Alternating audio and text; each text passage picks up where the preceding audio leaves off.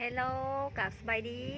พี่น้อง FC เบิร์ดสุขุทุกคนเด้อสะไทยมานะพี่น้องมื้อนี้มานามาหาหน่อไม้ไปแกงเนาะพี่น้องมื้อนี้สิแกงแบบว่าแซ่บๆให้พี่น้อง FC ได้กินน้ำกันเลย แต่ว่าก่อนอื่นเบิร์ดนะเฮากะทาครีมกันแดดแล้วเนาะพี่น้องเนาะเพราะว่าสะไทยหาออกมาแต่เช้าๆพุ่นแต่ว่ายังบ่ทันได้อาบน้ำยังบ่ทันได้แต่งโตวยังเลยมีแต่ว่าหน้าสดขี้จักมาเลยเนาะเฮากะมาเผานาแทนแม่เพราะว่าแม่นี่ก็ไปไปงานเลี้ยงฉลองน้ำหมูนะเพื่อนเนาะเพราะว่าหมูเป็นกะเหตุงานเลี้ยงแบบช่วงนี้ก็เป็นปีใหม่ของเวียดของจีนไปสีเด็กพี่น้องกินกุดเนาะเขาเอิญดีแล้วก็กินกุดสีเด็กเป็นชวนไปเพื่อนกะไปนนเถื่อนะพี่น้องมาเฮากะมาเผาแต่ว่าเฮาก็ไม่ได้มาเผาแบบละเนาะเอาหน่อไม้เป็นขาจ้างนะพี่น้องแต่ก่อนสิไปหาหน่อไม้ว่ามันสิมีลายหรือว่ามีหน่อยเฮากับมาถ่ายคลิปกันแดดก่อนอันนี้ชดจ้าพี่น้องเลยเดี๋ยวพี่หันลมแทนลมบ่าเนาะลมแทนลมบ่าเลย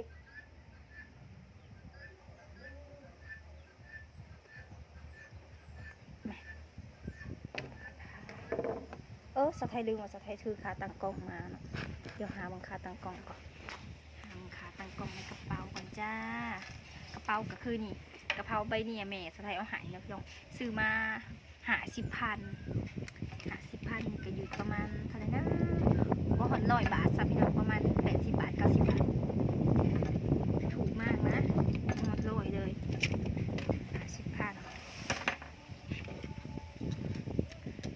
เครื่องสำอางเท่าไทยกับบริมียังลายเลยพี่น้องจะมานี่กระแป้งครีมกันแดดสติ๊กในปัดขนตาอยู่แบบบ้านนอกบ้านนาสิกา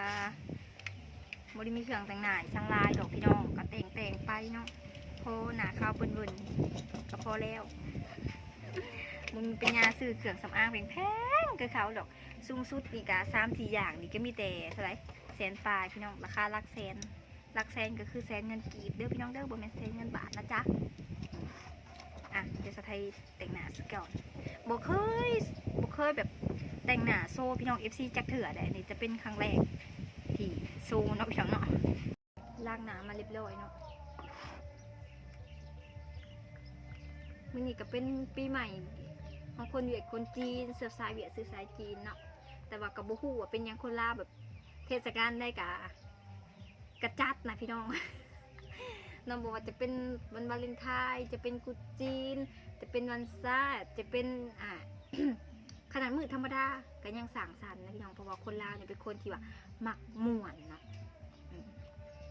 มักม่วนจ้าได้ยินบอกเสียงเพลงเสียงตู้พี่น้องที่จริงค่ะลมผัดมาทางพี่นะพี่น้องเนาะมันก็เลยได้ยินเสียงดังในนั้นจริงผู้อยู่ห้านอาหารผักบุ้งแถวบ้านสนามไส้พี่น้องซีเบิร์ดได้แหละบีบเอาทาลายน้ำมันก็ชิมชิวเทาลูกแต่งหนาสิไปหาหน่อไม้จ้ามือนี้นะเด้ออย่าฟ้าเบื่อสะไทยเด้อโดนได้เห็นหนากันเถื่อนนะจ๊ะไปหาหน่อไม้ไปแต่งหน้าแต่งตาเขาก็เป็นผู้หญิงเขาก็มักเคยมักงามเนาะ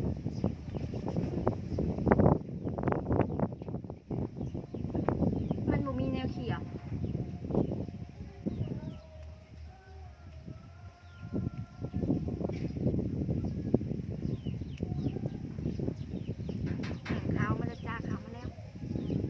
จะไหนหนาลอย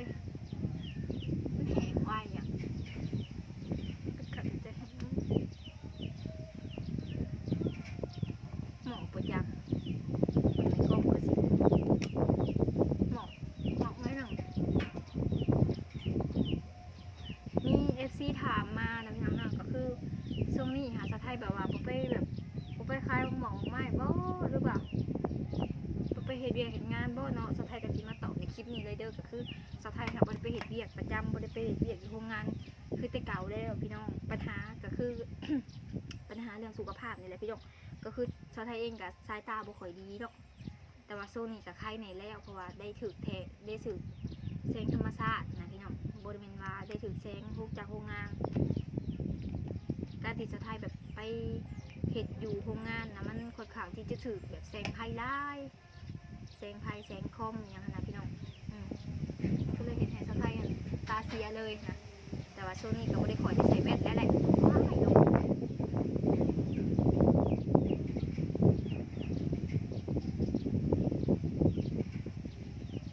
แล้วก็อาชีพของสาวไทยก็แม่นแบบไม่ค่าขายหมากไม้เด็กจอกขายทุกอย่าง แบบสาวไทยไปหาหมากไม้เข้ามาขายแล้วก็หายเป็นทุงแล้วก็โพสต์ลงในเฟซนะพี่น้องผู้ใดอยากสั่งก็สาวไทยก็เอาไปส่งให้เพิ่นอยู่เพื่อนแบบซี่ดีแล้วก็เอาไปหลอกขายน้ำมือใดขายดีกับเบิร์ดมือใดขายบุดีกับเบิร์ดพี่น้องก็เอาค่ะหักซาไว้แล้วก็เอาไว้ขายมือถัดไปเนี่ยพี่น้องก็สิประมาณนี้พอได้เลี้ยงกลุ่มตัวเองพี่น้องเพราะว่าสาวไทยสีถาแบบสีถารายได้จาก YouTube อย่างเดียวมันค่อนข้างที่จะแบบบ่ค่อยได้หลายนะพี่น้องเพื่อที่ได้เรียนหนึ่งกะมันบ่ได้เนาะคนกับเบิ่งบ่ค่อยหลายแน่สาวไทยกะบ่มีแบบกระจิกกระใจอยากเบิ่งแต่ว่าทุกมื้อนี้กับเฮ็ดได้ย้อนว่ามี FC บางส่วนเนาะที่เพิ่นแบบคอยซัพพอร์ตคอยคอมเมนต์สาวไทยสินะสาวไทยก็เลยเฮ็ดต่อไปเนาะแล้วก็ขอบคุณหลายๆเด้อผู้ใดที่ว่าคอมเมนต์มานะดีใจแฮงเนาะก็พอได้กินพี่น้องพอได้อยู่พอได้กินบ่ได้เทิงคันว่าแบบบ่ได้เทิงคันว่าบ่ได้ขายเลยแต่ว่าได้ขายอยู่แต่ได้ขายยากนะพี่น้องเนาะกันสุดแล้วแต่ความพยายามของเฮาขายบ่นี้บ่ได้ไปหลอกขายบ่อื่นพี่น้องเนาะไปเรื่อยๆเดี๋ยวมื้อหน้าสะไทยสิ สิถ่ายคลิปตอนที่สะไทยไปขายหมูหวงสู่พี่น้อง FC ฟังเลยพี่น้องเด้อมื้อหน้าก่อนเนาะก็ถ้าติดตามกันแล้วมื้อนี้ก็มานามาเผานามาหาหน่อไม้ให้กินก่อนเนาะ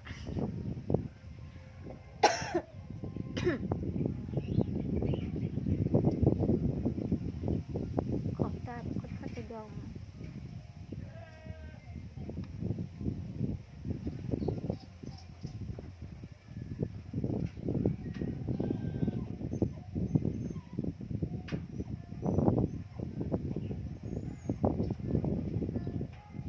เป็นไงพี่น้องหมอกเนาะคนละสีเลยจ้าสาวไทยกับบริเวณคนขาวเด้อพี่น้องเด้อเนาะผู้ใดที่อ้ายเบิ่งในกล้องคือว่าขาวแท้ครับว่ะมาเบิ่งตัวจริงเป็นว่าดำคือสาวไทยบอกไว้แล้วเด้อสาวไทยบริตรงโป๊กดิเนาะสาวไทยบริตรงโป๊กจ้า เดี๋ยวสิพาไปเลาะเบิ่งสวนเลยทาแล้วหอกระปะทากระแป้งเนาะกระแป้งจ้าป้ามันหนาวแบบมันหนาวแห้งหนาจนโลกบริมีครีมทานะน้องทาแต่แบบนี้เบิ่งกระแป้งนี่เบิดเลย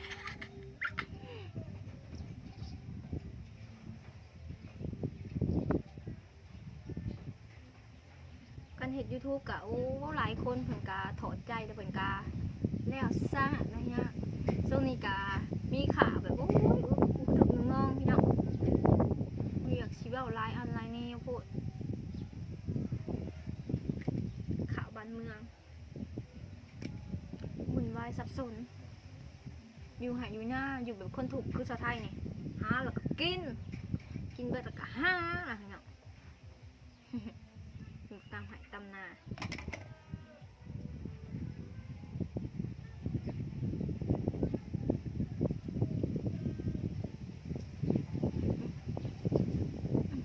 ตรงนี้พอแล้วเนาะถ้าแบบไปกันแดดซื่อๆกับต่อมาสติกจ้า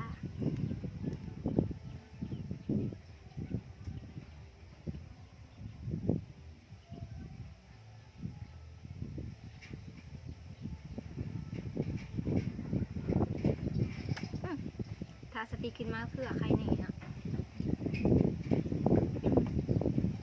คนตาสะพายสิบปันตรงเนาะลมเนาะมือนี้หันลืมคือแว่นมาปกติเนี่ยกะคันแบบออกมาหน้าช่างสะพายชีใส่แว่นแล้วก็ขับรถมาเนาะแต่ว่ามือนี้ลืม ขับลืมแหน่นี่คันว่าถือแสงหรือว่าถือลมแห้งๆผัดใส่ตาเนี่ยตาสะพายแบบมีน้ำตาออกรถได้แล้วก็แสบแบบแสบจนแบบบอยากมืนขนาดพี่น้องบอยากมืนตาเลยแสบแห้ง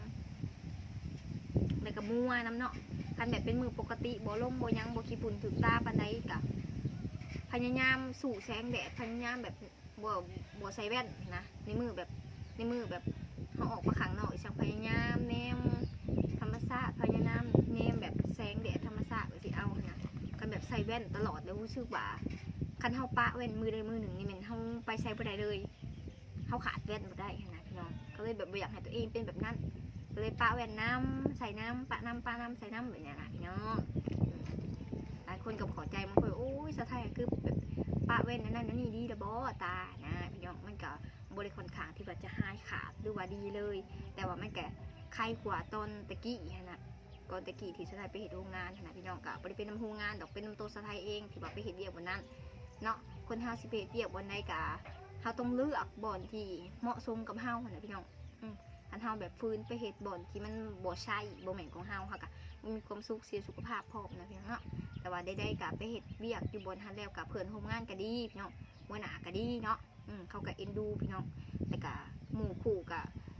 ที่จริงสะไทยหันไปเฮ็ดเวียกค่ะบ่ได้ฮอดแบบบ่ได้หลายเดือนพี่น้องเดือนปลายเนาะก็รู้สึกว่าผิดปกติในร่างกายแล้ว แล้วก็หมู่เพื่อนก็รู้สึกว่าสะไทยสิได้ออกเวียกแล้วฮู้ว่าสะไทยสิได้ออกเวียกเพิ่นก็หาแผลผูกแขนมาแต่เฮือนผู้ได้พี่น้องแล้วก็มาผูกแขนเอาสะไทยเนาะปัจจุบันนี้ก็ยังเป็นหมู่กันคือเก่าเนาะต่างคนก็ต่างไปใช้ชีวิตของกันและกันก็มีนี่แหละคือเนี่ยคนเฮาก็มีพบมีจากเนาะบ่จากดีก็จากนั่นเนาะพี่น้องหาก็ดีแล้วแหละที่ว่าจากกันโดยดีนะพี่น้องจากกันแล้วก็ยังมีแบบคนที่ยังจดจำเฮาในเรื่องดีๆนะพี่น้องดีแล้วก็สิมีประมาณนี้นะพี่น้องเนาะเดี๋ยวสะไทยไปหมั่นผมก่อนว่าลมมันแห้งจ้าลมแห้งมันสิมันยุ่งมันยากเฮายังสิไปบ่เฮายังสิไปไปหาหน่อไม้เจอมันเกาะผมขาดเห็นอันใดเนาะสิประมาณนี้ได้พี่น้องเด้อสะไทยอาจสิแบบเว้าร้ายเนี่ยก็อดฟังสะไทยในเด้อพี่ผมจ้า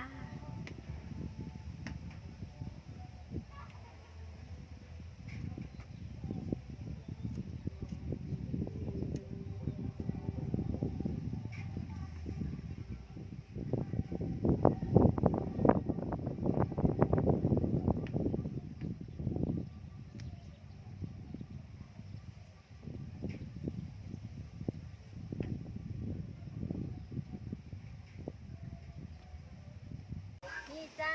พี่น้องอันนี้ก็คือก้อนหน่อไม้ที่สะไทยสิมาหาหน่อไม้พี่น้องเนาะทำบ่เป็นกัน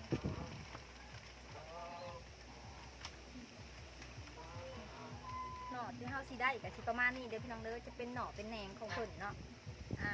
จะเป็นแหนงของเพิ่นจะบ่แม่นหน่อเด้อเพิ่นเขาบอกผิดหน่อหายจะได้กินส่วนหลายจะแม่นช่วงยามฝนก็จะแม่นช่วงยามนี้ยามแล้งนี่สิได้กินแต่เด้อกับผู้ใดดุปอกก็จะได้กินผู้ใดที่ว่าขี้คร้านปอกก็ยากมันต้องไปซื้อตลาดเพราะมันใช้เวลาโดนเวลาปอกเดี๋ยวชาวไทยสิไปเก็บเอาหน่อไม้ไปเลี้ยงเด้อนี่ร้ายเด้อเนาะแต่ว่าน้องสิเห็นหรือบอกก็บ่ฮู้นะต้องได้แบบใส่สายตาใกล้ๆถึงเห็นเขาก็จะกินแบบช่วงนี้เพิ่นเขาก็จะตัดออกแล้วเขาก็จะตัดออกเท่านี้มันต้องใส่เวลาต้องใส่แบบกระถางจะเป็นแบบจำนวนหลายจึงได้หม้อหนึ่งนะพี่น้องครับเป็นหน่อเพิ่นนี่ก็2-3หน่อก็ได้แล้วถ้วยหนึ่งหม้อหนึ่งนะพี่น้องเนาะมันก็หมักออกในนี่หมักออกในนี่พี่น้องอันนี้จะเป็นแบบหน่อแก่แน่แก่หมักออกในขอนะพี่น้องเนาะเป็นอื่นขอไปเดี๋ยวสะไทยไปหาเสียมก่อนแล้วไปหมัดผมให้มันเรียบร้อยแล้วครับไปสิมาหาหน่อไม้นำกันด้วยพี่น้องเด้อก้อนนี่แหละก้อนเดียวพอเอาไปกินแบบประมาณ2-3ถ้วยประมาณถ้วย1 2ถ้วยแกงเลยกับพอดีแซ่บพอดี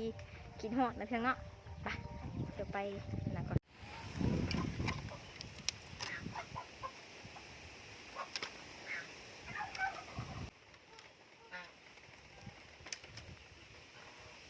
หน่อนี่คดไอไตกับโบพ่นคอยดอกอ้าวหักเสยคดไอไตกับโบแพ้คอยดอกจะสีมุดสียอคอยกระดึงเอาคือเกาโอ้จะสีมุดเขาไปสำใดคอยก็เอาได้คือเกาเดี๋ยวดีเดานี่จ้าไอ้ยะนี่แล้วก็หน่อนี่หน่อนี่ด้วยมีหน่อมีแหนงน้อยๆก็เอาเพราะว่ามันอึดผู้ใดย่านเจ็บเดี๋ยวมาหาหน่อไม้เด้อจ้าหาหน่อไม้แล้วมันเจ็บเด้อจ้า โอ้ยโอ้ยนี่ฉันเก่งไหมฮัลโหลเก่งบ่เย่เอาไปใส่คู่ลูกเด็กข่อยได้นี่ไปลูกเด็กข่อยเอาไปใส่คู่อ่ะเอาไปเลยจ้าใส่คู่เลยจ้าเอาไปใส่คู่เลยจ้าใส่คู่เจ้าฮะลูกเด็กข่อยเห็นบ่สุดเจ้าลูกเด็กข่อยได้นี่เก่งมากเลย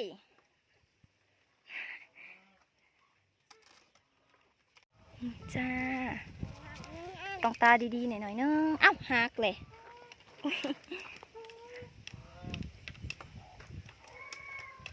มันอยู่ในจ้าพี่น้องน้อยแน่ๆค่ะที่ขันปอกก็อย่าเอาด้วยพี่น้อง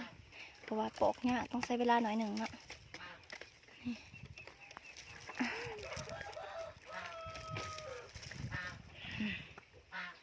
จ้า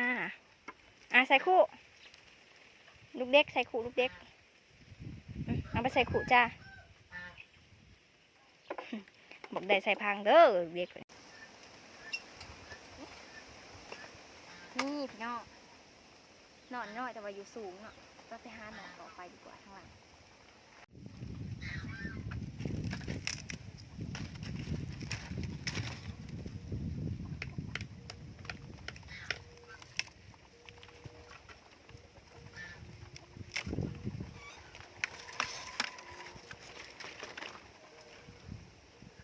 หน่อไม้ที่ได้มากก็จะประมาณนี้เด้อพี่น้องเด้อได้หลายอยู่เนาะอันนี้จะเป็นแหนง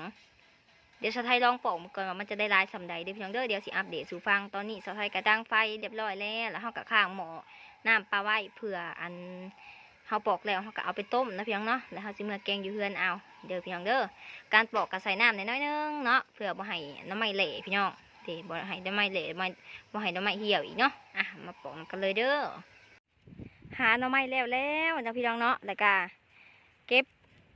ปอกเรียบร้อยต้มไว้พี่น้องจะไว้แกงมืออื่นเด้อพี่น้องเด้อก่อนอื่นเบิดกะมาหั่นแกงก็จะเป็นบวบพี่น้องมาบวบแม่ปลูกเองเด้อปลอดสารพิษแต่ว่าพุ้ยนะหอยไว้อยู่นี่ พี่น้องหอยตกเป็นมักบวบทั้งเบิดเลยเด้อพี่น้องเด้อแต่ว่าก่อนอื่นสิแป้งมักบวบเอาหมากอีกสักนะเขาเอิ้นหมากอย่างนี้ฮะนี่โอ้ยสาวไทยนี่สิไปขัวเก็บหมากอันนี้ไปขัวได้พี่น้องนี่เด้โบฮู้ว่าเขาเอิ้นหมากยังเนาะแต่ว่าสาวไทยก็จะเก็บไปขัวเพราะว่าเห็นแม่สาวไทยขัวได้แซ่บพี่น้องเอ้ยเห็นคนเวียดคนจีนนี่เพิ่นมักขายได้นี่หมากอันนี้ฮะเพิ่นขายเป็นโลพี่น้องกกเดียวกับป้าได้หลายเติบเด้อนี่เด้อนี่สาวไทยสิปืนให้เบิ่งนี่เด้พี่น้องป้ากกหนึ่งก็ได้บักละลายหมากผู้ทางหลุมผู้เป็นพวงเลยพี่น้องมื้อหน้าสาวไทยเห็นแม่สาวไทยหันเก็บมาเนาะสาวไทยกระทาว่าหมากอีกอย่างนี้คือแปลกๆแท้ว่ะหมากมันก็คล้ายๆกับหมากม้ามุ้ยเลยเนาะพี่น้องเนาะโดยคนน้อยก็มานำเหยียบบุไปเบิดไปหาเก็บมาเป็นเท้านิดหน่อยนี่มาจับเอาขอสีโดยเก็บนี่พี่น้องผู้ใดฮู้คอมเมนต์มาเลยเด้อพี่น้องเด้อนี่หาเห็นหมากใหญ่ๆเกี่ยงๆไปสิกาบริแก่ได้พี่น้องหมากยังอ่อนๆเลยนี่โทษกกปลูกกกเดียวปลูกกกเดียวกอเดียวก็ได้กินบักกะหลายแล้วพี่น้องเดี๋ยวก็สิเก๋ป้าเดี๋ยวพี่น้องป้าโทษหลายขนาดหลายเลยพี่น้องเด้อเก็บไปขั่วนี่พี่น้องนี่สะท้ายอยู่คอกหมักบวบนะพี่น้องเนาะคอกหมักบวบหรือว่าเพื่อนหมักบวบเด็กเป็นเครือเต็มเลยนี่เลยหมักบวบตรงโลตรงหลงอยู่สะท้ายก็ชิมเอาเครื่องแกงใส่นะพี่น้องเนาะจะเป็นใส่หมักบวบแน่ละกะจะใส่อันผักขะแหน่นะพี่น้องเนาะผักขะแหน่กับแม่ใส่ปลูกเองเลยนี่เนาะนี่เห็นไหมแต่ว่าอยากเงาหน่อยหนึ่งเนาะเงาย้อนว่ามันแดดแห้งพี่น้องช่วงนี้ก็เข้าเดือน2 เดือน 3แล้วเดือน3นะพี่น้องเนาะเดือน3 เดือน 4แล้วแดดเริ่มแห้งน้ำเริ่มบกพี่น้องกะผักกะสิเป็นประมาณนี้แหละแต่ว่าจะไหนโหดน้ำตอนแรกมันก็จะสื่นขึ้นเป็นปกติของมันนะพี่น้องเนาะผักเนี่ยก็เป็นแบบนี้แหละเดี๋ยวเราสิเก็บเอาผักอันนี้เนาะนี่ผักขะแหน่จ้าแล้วก็มักบวบเบิ่งเขาไทยสิมารีวิวมักบวบให้เบิ่งนี่พี่น้องนี่แต่ว่าอันนี้จะยังน้อยอยู่เนาะเขายังบกเก็บ นี่ค่ะไปเบิ่งเอาตัวใหญ่พี่น้องโอ้กดเด็กพี่น้องคนโตเด็กใหญ่ๆอยู่สิคือว่าทางหน้านี่พี่น้องหมากใหญ่ตัวนี้หมากใหญ่งามๆเดี๋ยวเบิ่งจะสะพายซีรีส์วิวให้เบิ่งเด็กเห็นบอกพี่น้องเอาหมากเดียวเนาะให้เก็บก่อนโอ้ยไปเหยียบพักแล้วแหละนี่อึ๊บนี่พี่น้องโอ้กำลังสีโหดพักทั้งสวนนี่เด็กพี่น้องทางใหญ่ทางยาวหมากเดียวกับปันได้สิกินนะพี่น้องเนาะนี่แล้วก็ไปเก็บผักขะแยงแล้วก็มีจักหมากอีสังแหละโตสะไทยเก็บเมื่อกี้เนี่ยพี่น้องพอได้คู่คอมเมนต์มาเด้อพี่น้องเด้อหมากอย่างเด้หลายๆนี่เอาไว้ขู่กินแซ่บเมื่อไหร่แม่สะไทยขู่กินเนาะแซ่บขนาดเลยหลอดไปหลอดมาเอาก็สิมาเก็บผักขะแยงใส่ก่อนอาจจะประมาณกำหนึ่งก็พอนะ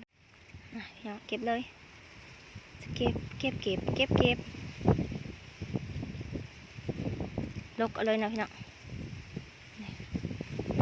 ซัมนี่กับปันได้สิใส่แล้วเนาะเกิดความหอมแล้วก็ตัวนี้สีใหญ่แน่ต้นเถิดกาจะคล้ายๆแบบอันคล้ายๆพักใส่ขัวเลยเนาะแต่ที่จริงก็เป็นพักอันนี้แหละขยอกพักขะแยงยังเลยแหละพี่น้องใส่แกงหน่อไม้ก็ได้ทรงนี้ก็เป็นพักอันนี้แหละพี่น้องคล้ายๆกับอันผักซีลาวเลยเนาะคล้ายๆกันเด้อพี่น้องเด้อจะประมาณนี้เลยเด้อพี่น้องเด้อแล้วก็สวนของเฮากะมีลายอันพันแนวพี่น้องผู้บจักดอกบอกดอกไม้นี่แม่สะไทยนี่เด็ดไปขายแล้วช่วงหนึ่งส่วนกุจีนส่วนนี้กันนะพี่น้องเนาะเขากะตกการแบบว่าดอกไม้ไปไหวไปยังทางหน้ากับผักสลัดแล้วก็ผักอีตูน้ำพี่น้องบัลฟ้าหอมเปาะมีขบเบิร์ดพี่น้องผักบัวผักแพรวทางหลังสลัดนี่ก็ผักบัว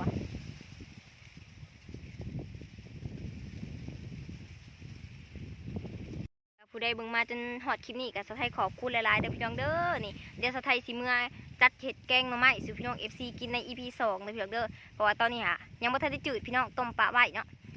ข้าสีแกงกินกับคือสิขำปะพี่น้องเอาเป็นว่าตอนต่อไปคลิปต่อไปเดี๋ยวพี่น้องเด้อนี่เฮามาเก็บผักให้เบิ่ง